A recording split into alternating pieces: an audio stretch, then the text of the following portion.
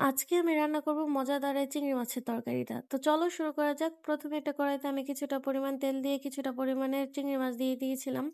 চিংড়ি মাছগুলো আমি উল্টে-পাল্টে হালকা করে ভাজি করে নিব। তোমরা চাইলে একটু বেশি ভাজি করতে পারো, কোনো সমস্যা নেই।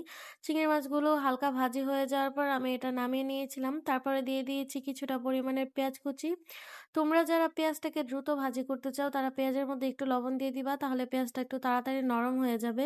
পেঁয়াজটা হালকা ভাজি হয়ে যাওয়ার পর আমি এখানে দিয়ে দিয়েছিলাম ১ চামচ পরিমাণের র র রসুন আর ১ চামচ পরিমাণের মরিচ দিয়ে সুন্দর মতো নাড়াচাড়া করে দিয়েছি। নাড়াচাড়া করে দেওয়ার পর আমি এখানে একটু পরিমাণের পানি দিয়ে দিয়েছিলাম। পানি দেওয়ার পর আমি এখানে দিয়ে দিয়েছি ১ চামচের মতো লবণ আর ১ চামচের মতো হলুদ দিয়ে সুন্দর করে নাড়াচাড়া করে কষিয়ে নিতেছি। তত সময় পর্যন্ত কষাতে হবে যত সময় পর্যন্ত না এটার ভেতরে তেল বের হয়ে আসতেছে।